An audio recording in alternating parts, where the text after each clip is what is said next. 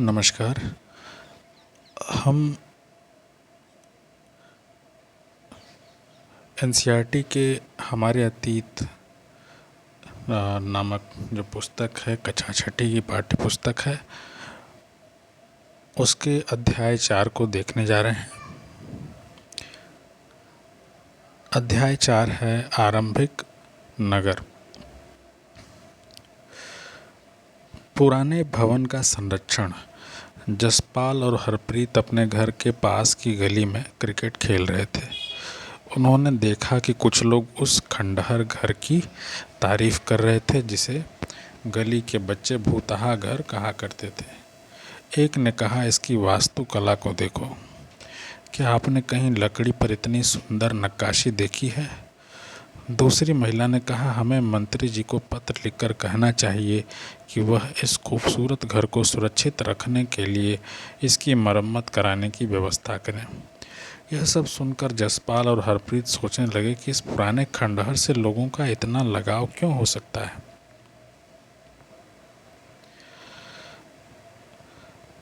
जसपाल और हरप्रीत के लिए वह जो खंडहर था वह तो बहुत पुराना ही था, लेकिन इसका महत्व क्या है, यह वहाँ जो लोग खड़े थे उन्होंने इसका महत्व समझा कि वास्तव में उस भवन के पीछे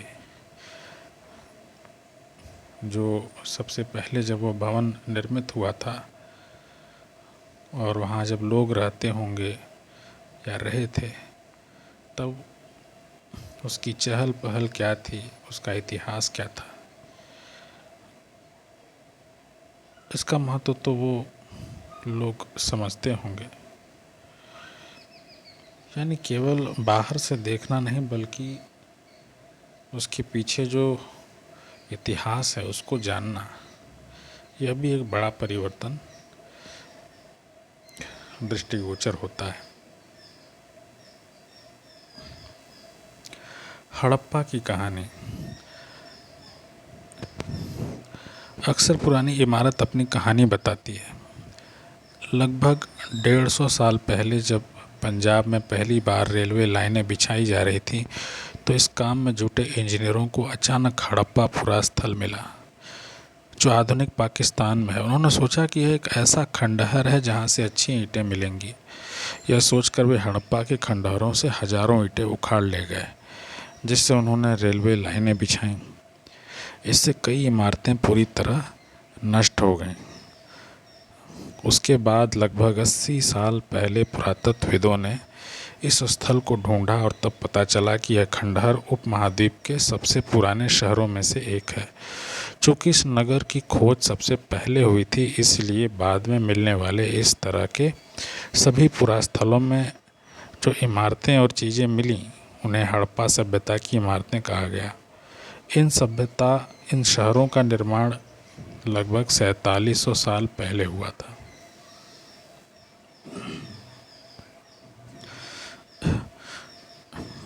यहाँ देखने वाली बात यह थी कि 150 साल पहले जब कुछ इंजीनियर थे जो रेलवे लाइनें बिछा रहे थे, तो उन्हें एक पुरास्थल दिखाई पड़ा, तो वे नहीं जान पाए होंगे कि इतना पुराना ये पुरास्थल है और उसका क्या महत्व है वर्तमान के समय में। ये हजारों ईंटें उखाड़ ले गए वहाँ से। जब तक कोई पुरातत्व विभाग का व्यक्ति नहीं आता, वह यह नहीं बताता कि भाई यह जो इमारत खड़ी है ये हजारों साल पुरानी है, इसका एक इतिहास है, इसने सभ्यताओं को देखा है, यह वैदिक सभ्यता से भी पुरानी सभ्यता की ये इमारतें हैं। और तब एक आश्चर्य होता है कि भाई आज से 2500 साल पहले हम यही मानते थे कि 2500 साल पहले ही एक सभ्यता जो मगध इत्यादि जो महाजनपद थे वही सभ्यता थी, जो नगरीय सभ्यता थी। लेकिन अब पता चल रहा है कि वैदिक सभ्यता से भी पुरानी एक सभ्यता थी और उसके विषय में किसी को कोई जानकारी नहीं थी। और 150 साल पहले ही एक इंजीनियर जो है जो रेल की लाइनें बिछा रहे हैं उसकी हज़ारों ईंटें कबाड़ करके नष्ट कर देते हैं, उखाड़ करके नष्ट कर देते हैं। और लगभग मात्र 80 साल पहले पुरातत्वविदों ने इस स्थल को ढूंढा और तब पता चला कि ये खंडहर उपमहाद्वीप के सबसे पुराने शहरों में से एक है। यहाँ एक आश्चर्य यह भी है कि भाई इतनी पुरानी इमारतें, इतने पुराने खंडहर नुमा जो इमारतें हैं वो इतने वर्षों पूर्व विकसित थी, तो यहाँ यह एक बार में तो विकसित होती नहीं होंगी, क्योंकि लगभग कोई नगर सभ्यता को विकसित होने में 400-500 वर्ष लगते हैं। और जो पुरानी जो सभ्यताएं थीं वो 400-500 वर्षों में ही जो नगरीय सभ्यताएं थी वो विकसित हुई थी। लेकिन वो और पुरानी बात है, तो यह समझना होगा कि 10,000 वर्ष पूर्व से ही यह नगरीय सभ्यता विकसित होना प्रारंभ हो गई। यहाँ इससे पहले लोग रहते होंगे, जीवन का बीज यहाँ पड़ा होगा, जैसा कि मेहरगढ़ में देखने में को भी आया था। और उसके पश्चात धीरे धीरे एक जीवन क्रम का विकास यहाँ पर हुआ और धीरे धीरे एक नगरीय सभ्यता विकसित हुई। और इस नगरीय सभ्यता को विकसित होने में लगभग 4,000-5,000 वर्ष का समय निश्चित रूप से लगा होगा। प्रायः पुरानी इमारतों को तोड़कर उनकी जगह नए भवन बनाए जाते हैं। क्या तुम्हें लगता है कि पुरानी इमारतों को सुरक्षित रखना चाहिए?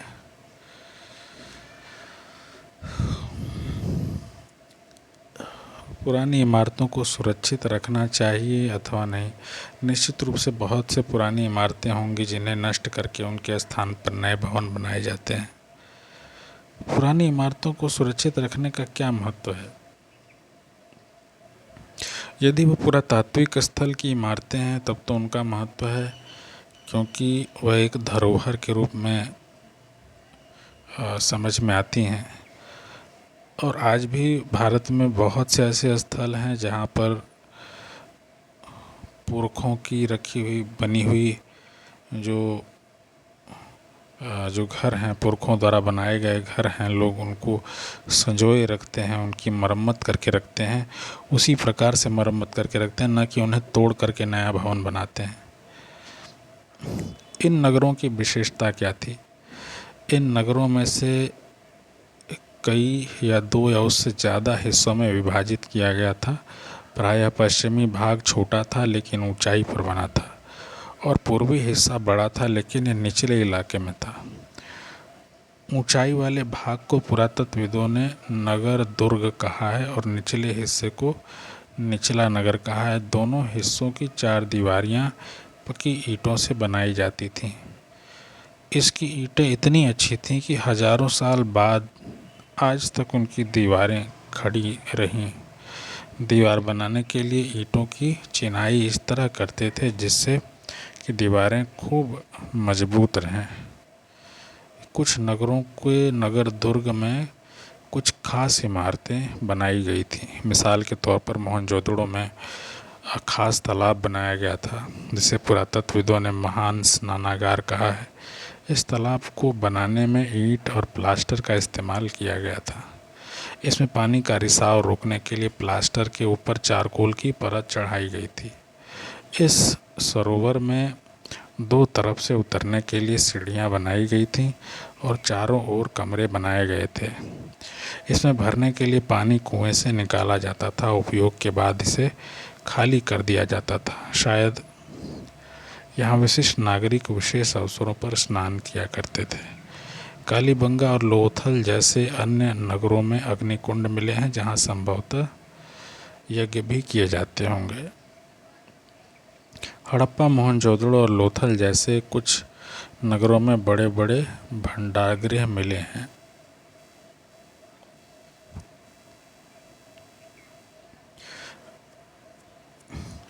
ये नगर आधुनिक पाकिस्तान के पंजाब और सिंध प्रांतों, भारत के गुजरात, राजस्थान, हरियाणा और पंजाब प्रांतों में मिले हैं। इन सभी स्थलों से पुरातत्वविदों को अनोखी वस्तुएं मिली हैं, जैसे मिट्टी के लाल बर्तन जिन पर काले रंग के चित्र बने थे, पत्थर के बाट, मोहरें, मनके, तांबे के उपकरण और पत्थर के लंबे ब्लेड आदि। यहाँ मानचित्र 3 में उपमहाद्वीप के आरंभिक नगरों के दिशा में बताया गया है और उनका स्थान दर्शाया गया है। लोथल, धौलावीरा, सुरकोतदा, चनहूदड़ो, मोहनजोदड़ो, सोतकाको, गंवेरीवाला, कालीबंगा, अराखीगढ़ी, ये पुराने ऐसे स्थल हैं जो जहाँ एक नगरीय जीवन विकसित हुआ और इनका अंत भी हो गया। और जिन स्थलों पर ये नगर विकसित हैं, यहीं इसी स्थान पर, जैसे यहाँ सिंधु नदी है, उसी के नीचे उसी स्थान पर एक सरस्वती नदी भी बहा करती थी और ऐसी संभावना है कि सरस्वती नदी के सूख जाने के कारण भी ये नगर जो है नष्ट हो गए, या कोई बड़े जलवायु परिवर्तन के कारण, और कभी कभी आर्य आक्रमण का जो सिद्धांत है वह भी बताया जाता है।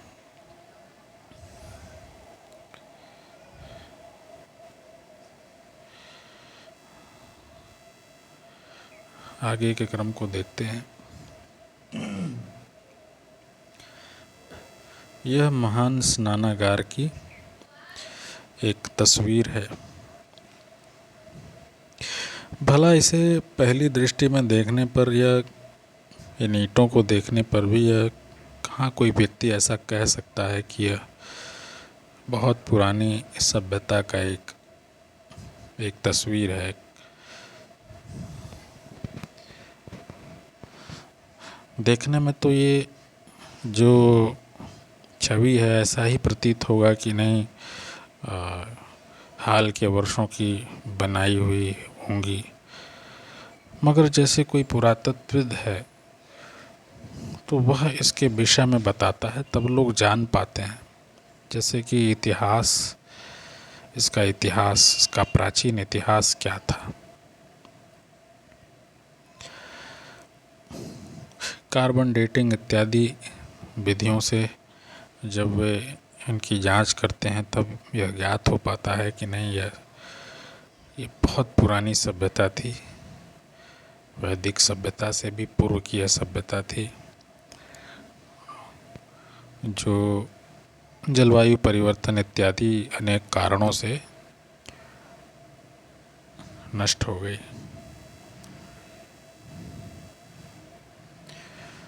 भवन, नाले और सड़कें। इन नगरों के घर आमतौर पर 1 या 2 मंजिले होते थे। घर के आंगन के चारों ओर कमरे बनाए जाते थे। अधिकांश घरों में एक अलग स्नान घर होता था और कुछ घरों में कुएं भी होते थे। कई नगरों में ढके हुए नाले थे, इन्हें सावधानी से सीधी लाइन में बनाया जाता था। हर नाली में हल्की ढलान होती थी ताकि पानी आसानी से बह सके। अक्सर घरों की नालियों को सड़कों की नालियों से जोड़ दिया जाता था, जो बाद में बड़े नालों में मिल जाती थी। नालों के ढके होने के कारण इनमें जगह जगह पर मेन होल बनाए गए थे, जिनके जरिए इनकी देखभाल और सफाई की जा सके। घर, नाले और सड़कों का निर्माण योजनाबद्ध तरीके से एक साथ ही किया जाता था।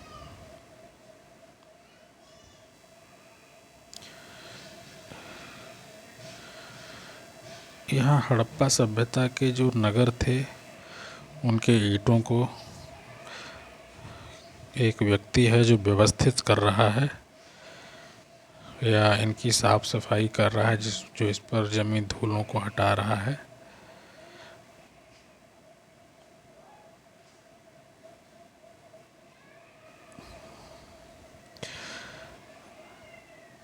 आश्चर्य होता है कि आज से 200 साल पुराने जो घर हैं उनकी उनकी ईंटों को देखते हैं तो भी वही पुराना भाव जागृत होता है कि इस इन ईंटों की जो चुनाई की गई है वो हम तो वर्तमान समय में सीमेंट का उपयोग करते हैं। सीमेंट यानी जिसे वज्र लेप भी कहा गया है। तो अब उस समय तो चूने का प्रयोग किया जाता था और उससे ही चुनाई की जाती थी और ईंटों की आकृति भी उस समय बड़ी विचित्र हुआ करती थी। लेकिन यदि सभ्यता को देखें जो कि 200 वर्ष पुरानी है, सब इमारतों की हम बात करते हैं, इतनी पुरानी लगभग 5000 वर्ष पुरानी ये जो ईंटें हैं, ये इमारतें हैं, इन्हें देखकर क्या भाव उत्पन्न हो। यहाँ पर वर्णित घरों और पिछले अध्याय में वर्णित घरों में तुम्हें क्या अंतर दिखाई देता है? कोई 2 अंतर बताओ। पिछले अध्याय में हमने जो मेहरगढ़ का एक घर देखा था जिनमें 4 कमरे बने हुए थे, वो पूरी तरह से नष्ट लगभग हो गए थे।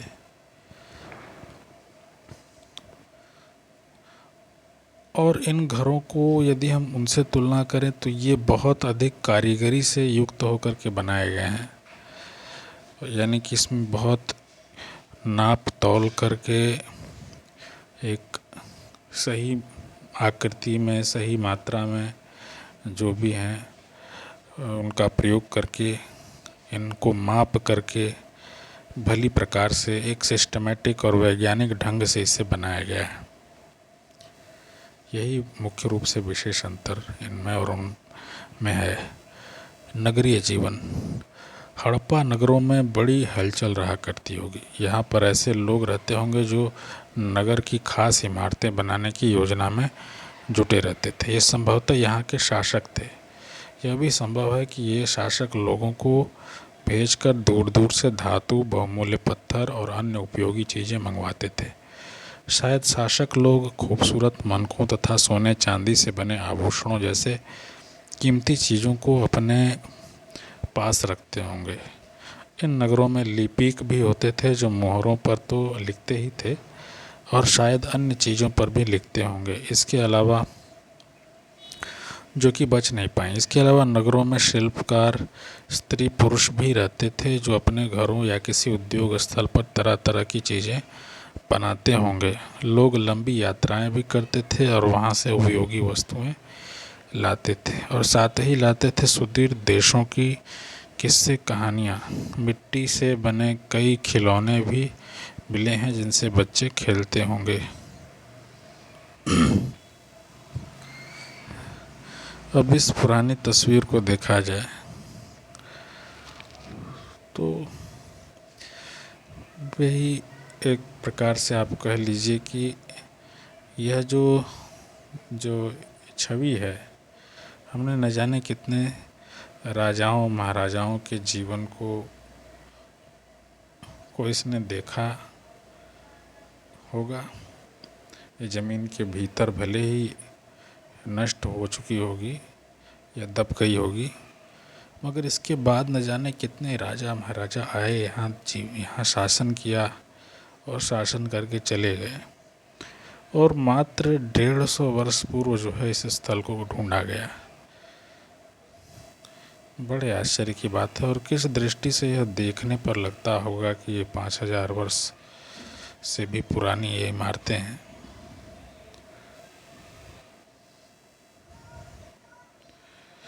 ऊपर मोहनजोदड़ो की एक सड़क और उसमें बना नाला और उसके और यहाँ नीचे एक ऊपर कुआं, बाईं और नीचे हड़प्पा की एक मोहर है।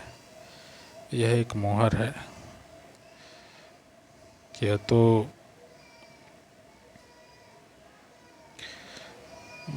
ये तो जो महाजनपद काल थे उसके सिक्कों को भी अब पीछे छोड़ दे, इस प्रकार की मोहर लगती है। और जो एक खास लिपि में है उपमहाद्वीप में पाए गए लेखन का यह प्राचीनतम उदाहरण है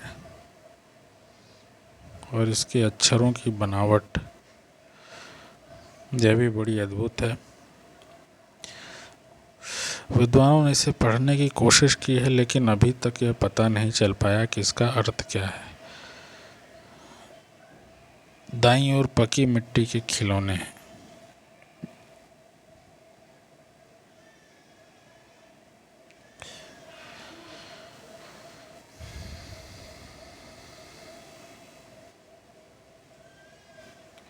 नगर और नए शिल्प।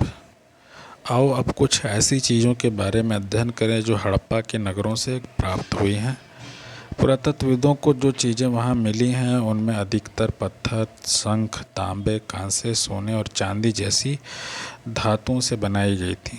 तांबे और कांसे से औजार, हथियार, गहने, बर्तन बनाए जाते थे। सोने और चांदी से गहने, बर्तन आदि बनाए जाते थे।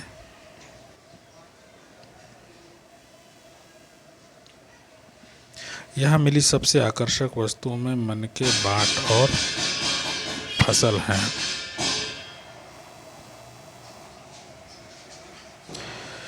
ये एक आभूषण जैसा प्रतीत होता है और ये कोई नुकीली कोई औजार के रूप में यह प्रयुक्त जैसा प्रतीत होता है। और ऊपर की तस्वीर में यदि देखें तो पत्थर के बाट यानी कि इसे कह सकते हैं जो नापने तौलने के लिए जो बटखरा या ये शब्द प्रयोग होता है, 1 किलो, 2 किलो, इस प्रकार से 5 किलो, ये उस प्रकार के बाट हैं। कितने ध्यान से और उपयुक्त तरीके से इन बाटों को बनाया गया है। इन्हें चर्ट पत्थर से बनाया गया था। इन्हें शायद बहुमूल्य पत्थर और धातुओं को तौलने के लिए बनाया गया होगा। मध्य में बाएं मनके इनमें कई कार्नेलियन पत्थरों से बनाए गए थे। पत्थरों को काट और तराश कर मनके बनाए गए। इनके बीच छेद किए गए थे ताकि धागा डालकर माला बनाई जाए। मध्य में दाएं पत्थर के धारदार फलक। नीचे दाएं कढ़ाईदार वस्त्र। एक महत्वपूर्ण व्यक्ति की पत्थर से बनी मूर्ति जो मोहनजोदड़ो से मिली थी, इसमें उसे कढ़ाईदार वस्त्र पहने दिखाया गया है। यहाँ वो पत्थर की मूर्ति है जिसमें इस व्यक्ति ने एक कढ़ाईदार वस्त्र पहना हुआ है। तो पुराने समय के विषय में कोई व्यक्ति, कोई इतिहासकार किस प्रकार जानकारियाँ एकत्रित करता है, यह स्रोत ही हैं जिनके माध्यम से उसे जानकारियाँ प्राप्त होती हैं।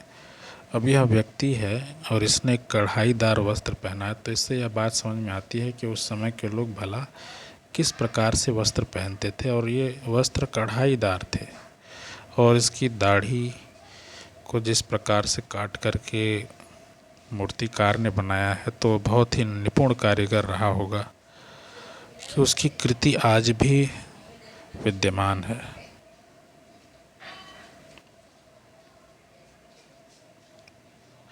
संभवतः 7000 साल पहले मेहरगढ़ में कपास की खेती होती थी। मोहनजोदड़ो से कपड़े के टुकड़ों के अवशेष, चांदी के एक फूलदान के ढक्कन तथा कुछ अन्य तांबे की वस्तुओं से चिपके हुए मिले हैं। पकी मिट्टी तथा फेयंस से बनी तकलियां सूत कताई के संकेत देती हैं।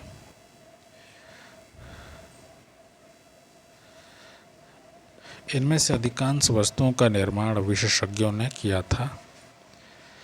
विशेषज्ञ उसे कहते हैं जो किसी खास चीज़ को बनाने के लिए खास प्रशिक्षण लेता है, जैसे पत्थर तराशना, मनके चपकाना या फिर मोहरों पर पच्चीकारी करना आदि। पृष्ठ 36 पर चित्र देखो कि मूर्ति का चेहरा कितने आकर्षक ढंग से बनाया गया और उसकी दाढ़ी कितनी अच्छी तरह दर्शाई गई है। यह किसी विशेषज्ञ मूर्तिकार का ही काम हो सकता है। हर व्यक्ति विशेषज्ञ नहीं हो सकता था। हमें यह पता नहीं है कि क्या सिर्फ पुरुष ही ऐसे कामों में प्रशिक्षण हासिल करते थे या फिर केवल महिलाएं ही। शायद कुछ महिलाएं और पुरुष दोनों ही इस काम में दक्ष थे।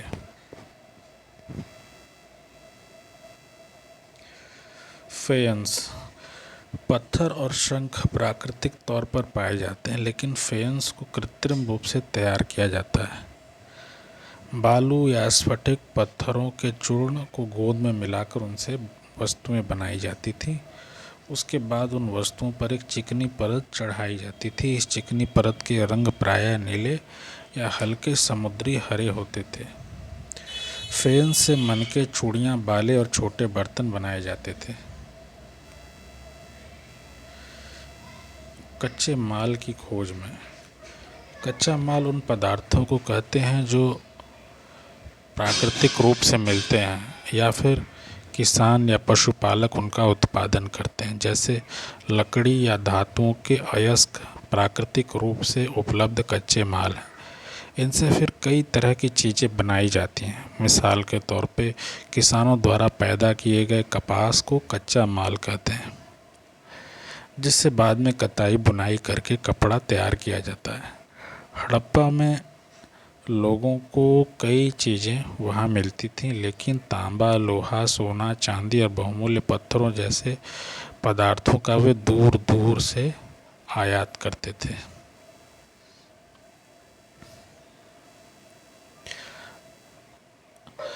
हड़प्पा के लोग तांबे का आयात संभवतः आज के राजस्थान से करते थे।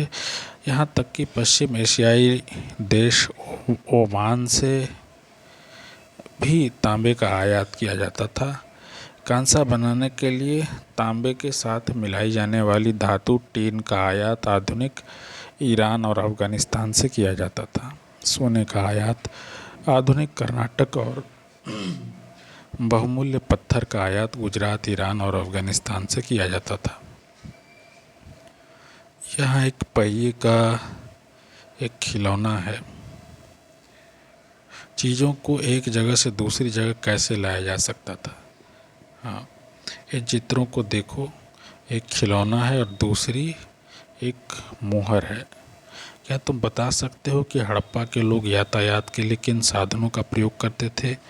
पिछले अध्यायों में क्या तुमको पहिए वाले वाहनों की जानकारी दी गई है?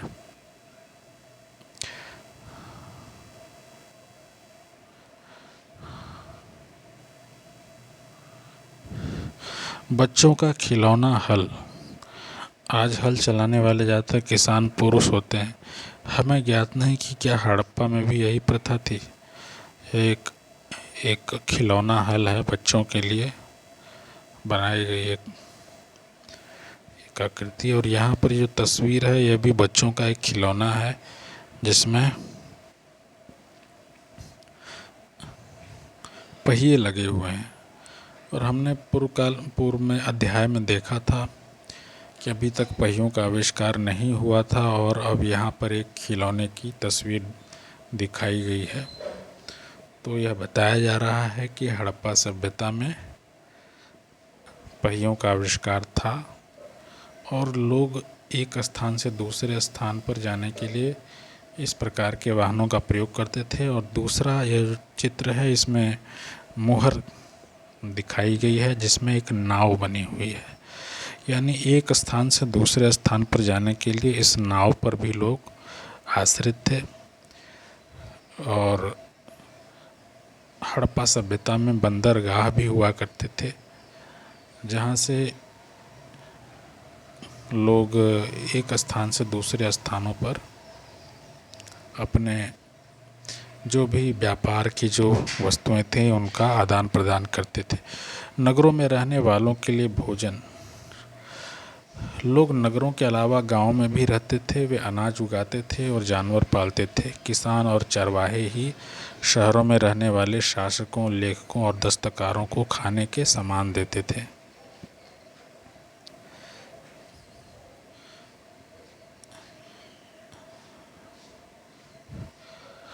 यहाँ पर बताया गया है किसान और चरवाहे शहरों में रहने वाले शासकों, लेखकों और दस्तकारों को खाने के सामान देते थे।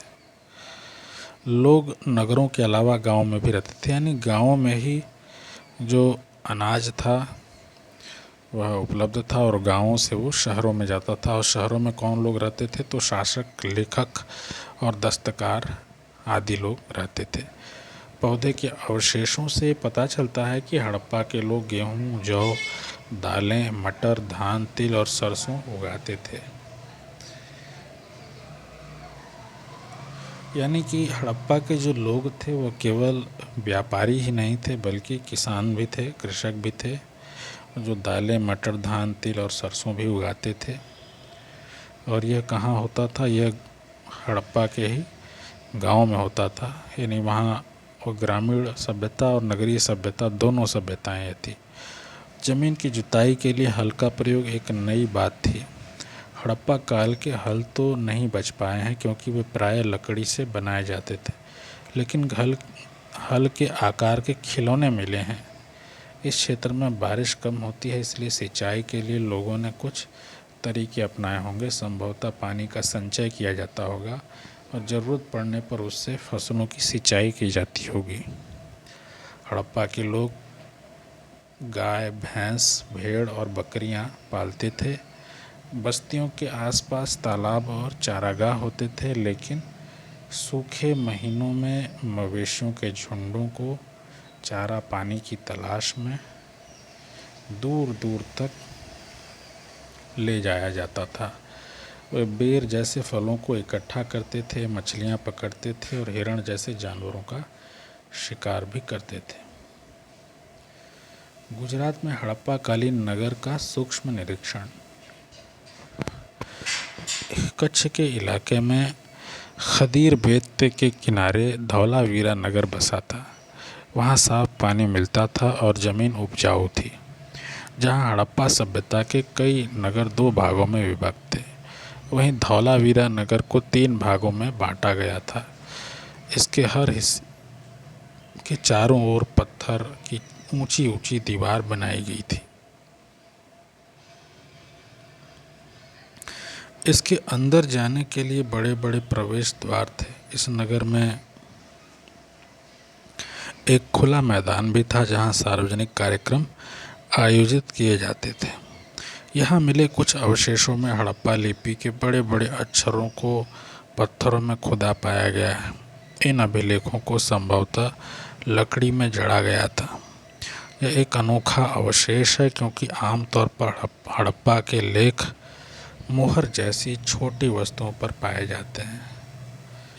गुजरात की खंभात की खाड़ी में मिलने वाली साबरमती की एक उपनदी के किनारे बसा लोथल नगर ऐसे स्थान पर बसा था जहां कीमती पत्थर जैसा कच्चा माल आसानी से मिल जाता था। यह पत्थरों, शंखों और धातुओं से बनाई गई चीज़ों का एक महत्वपूर्ण केंद्र था। इस नगर में एक भंडार गृह भी था। इस भंडार गृह से कई मोहरें और मुद्रांकन या मोहरबंदी गीली मिट्टी पर दबाने से बनी उसकी छाप मिले हैं। लोथल का बंदरगाह। यह बड़ा तालाब लोथल का बंदरगाह रहा होगा जहां समुद्र के रास्ते आने वाली नावें रुकती थीं। संभवतः यहाँ पर माल चढ़ाया उतारा जाता होगा। यह है लोथल का बंदरगाह। भला देखने पर कौन व्यक्ति ऐसा कहेगा कि नहीं, ये 5000 वर्ष पुराना बंदरगाह है।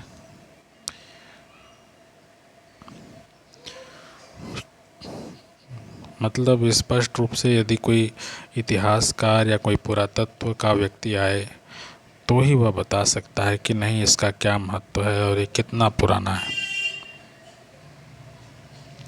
क्या जो मुगल इत्यादि जो शासक आए थे, क्या उनकी दृष्टि इन बंदरगाहों पर नहीं पड़ी होगी? वह भी इसे न जान पाए होंगे क्योंकि आधुनिक विज्ञान पर आधारित कार्बन डेटिंग इत्यादि तकनीकों के आश्रय होकर के ही पुरातत्व विभाग के लोगों ने इन पुरातन स्थलों को ढूंढ निकाला होगा। यहाँ पर एक इमारत मिली है जहाँ संभवतः मनके बनाने का काम होता था। पत्थर के टुकड़े, अधबने मनके बनाने वाले उपकरण और तैयार मनके भी यहाँ पर मिले हैं। तो इससे एक बात स्पष्ट होती है कि वहाँ कुशल कारीगर रहते थे और हर व्यक्ति जो है कारीगरी नहीं करता था। इसके लिए एक प्रशिक्षण का कार्य भी चलता था। जहाँ पर न केवल मन के बल्कि विभिन्न तरह के उपकरणों के माध्यम से दैनिक उपयोग की वस्तुएं बनाई जाती थीं और इसके लिए कुशल कारीगर भी उस समय उपलब्ध थे। ईंटों के निर्माण की ही यदि बात देखें तो क्या ये ईंटों का निर्माण किसी कुशल कारीगर का कार्य नहीं प्रतीत होता है?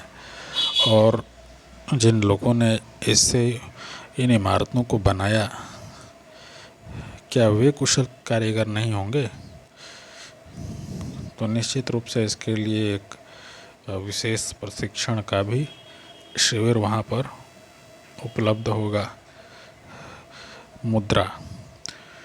मुद्रा मोहर, मुद्रांकन या मोहरबंदी। मोहरों का प्रयोग सामान से भरे उन डिब्बों या थैलों को चिन्हित करने के लिए किया जाता होगा जिन्हें एक जगह से दूसरी जगह भेजा जाता था। थैले को बंद करने के बाद उनके मुहाने पर गीली मिट्टी पोतकर उन पर मोहर लगाई जाती थी। मोहर की छाप को मोहरबंदी कहते हैं। अगर यह छाप टूटी हुई नहीं होती थी तो यह साबित हो जाता था कि सामान के साथ छेड़छाड़ नहीं हुई है। आज भी मोहर का प्रयोग होता है। पता लगाओ कि मोहरों का उपयोग किस लिए किया जाता है। तो यह एक प्रकार से इसे पुराना विजडम कह लीजिए कि जो मोहर होती थी उससे यह बात समझ में आ जाती थी, जो कि गीली मिट्टी पोतकर ही उन पर यह मोहर बनाई जाती थी और इससे यह स्पष्ट हो जाता था कि इस सामान के साथ छेड़छाड़ नहीं हुई है जब तक वह मोहर सुरक्षित है। तो ये व्यापार का एक बहुत ही सुंदर ढंग था और उतने पुरातन लोगों को इसके विषय में जानकारी थी। सभ्यता के अंत का रहस्य। लगभग 3900 साल पहले एक बड़ा बदलाव देखने को मिलता है। अचानक लोगों ने इन नगरों को छोड़ दिया। लेखन, मोहर, बाटों का प्रयोग बंद हो गया। दूर दूर से कच्चे माल का आयात काफ़ी कम हो गया। मोहनजोदड़ो में सड़कों पर कचरे के ढेर बनने लगे। जल निकास प्रणाली नष्ट हो गई और सड़कों पर ही झुग्गीनुमा घर बनाए जाने लगे। यह सब क्यों हुआ कुछ पता नहीं। कुछ विद्वानों का कहना है कि नदियाँ सूख गई थीं। अन्य का कहना है कि जंगलों का विनाश हो गया था। इसका कारण ये हो सकता है कि ईंटें पकाने के लिए ईंधन की ज़रूरत पड़ती थी। इसके अलावा मवेशियों के बड़े बड़े झुंडों से चारागाह और घास वाले मैदान समाप्त हो गए होंगे। कुछ इलाकों में बाढ़ आ गई, लेकिन इन कारणों से यह स्पष्ट नहीं हो पाता है कि सभी नगरों का अंत कैसे हो गया, क्योंकि बाढ़ और नदियों के सूखने का असर कुछ ही इलाकों में हुआ होगा। ऐसा लगता है कि शासकों का नियंत्रण समाप्त हो गया। जो भी हुआ हो, परिवर्तन का असर बिल्कुल साफ दिखाई देता है। आधुनिक पाकिस्तान के सिंध और पंजाब की बस्तियां उजड़ गई थीं। कई लोग पूर्व और दक्षिण के इलाकों में नई और छोटी बस्तियों में जाकर बस गए। इसके लगभग 1400 साल बाद नए नगरों का विकास हुआ।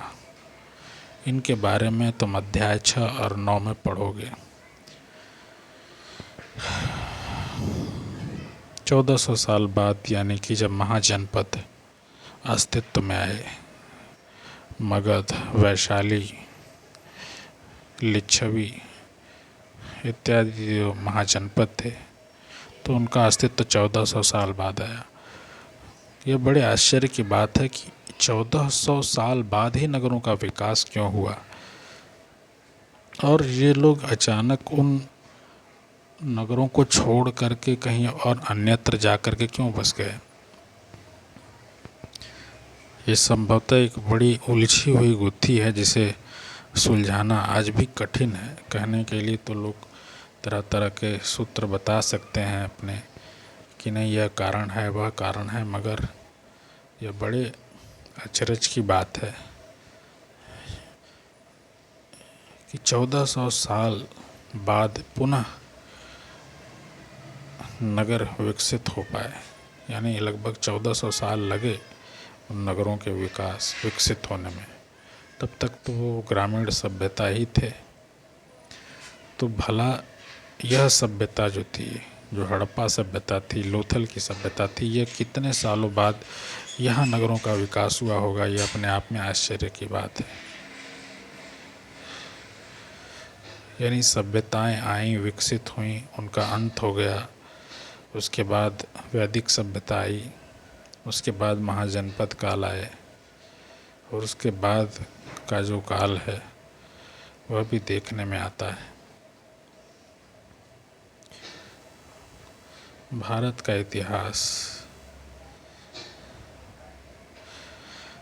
अन्यत्र अपने एटलस में मिस्र ढूंढो। नील नदी के आसपास वाले इलाकों को छोड़कर मिस्र का अधिकांश भाग रेगिस्तान है। लगभग 5000 साल पहले मिस्र में शासन करने वाले राजाओं ने सोना, चांदी, हाथी दांत, लकड़ी और हीरे जवाहरात लाने के लिए अपनी सेनाएं दूर दूर तक भेजी। इन्होंने बड़े बड़े मकबरे बनवाए जिन्हें पिरामिड के नाम से जाना जाता है। राजाओं के मरने पर उनके शवों को इन्हीं पिरामिडों में दफनाकर सुरक्षित रखा जाता था। इन शवों को ममी कहा जाता है। उनके शवों के साथ और भी अनेक चीज़ें दफनाई जाती थी। इनमें खाद्यान्न, पेय, वस्त्र, गहने, बर्तन, वाद्य यंत्र, हथियार और जानवर शामिल हैं। कभी कभी शव के साथ उनके सेवक और सेविकाओं को भी दफना दिया जाता था। दुनिया के इतिहास में शवों को दफनाने की परंपरा को देखते हुए मिस्र में सबसे ज़्यादा धन दौलत खर्च किया जाता था। क्या तुम्हें लगता है कि मरने के बाद इन राजाओं को इन चीज़ों की ज़रूरत पड़ी होगी? यह भी एक अचरज ही है कि 5000 साल पहले मिस्र में इतने बड़े बड़े पिरामिड बनाए गए, जो कि निश्चित रूप से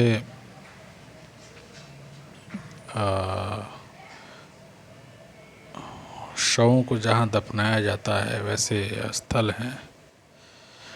और जो ममीज़ हैं, यानी कि जो शव हैं, उनके विषय में देखा गया कि एक विशेष प्रकार के जो रसायन हैं उनके शरीर पर पोता गया, ताकि जैसे यह भाव रहा हो कि भविष्य में यदि कोई किसी प्रकार से इन्हें जीवित किया जा सके या कोई ऐसा आविष्कार हो जिससे पुरातन लोगों को जीवित किया जा सके, तो उन्हें जीवित करने की एक जैसे एक विधि बनाई गई थी।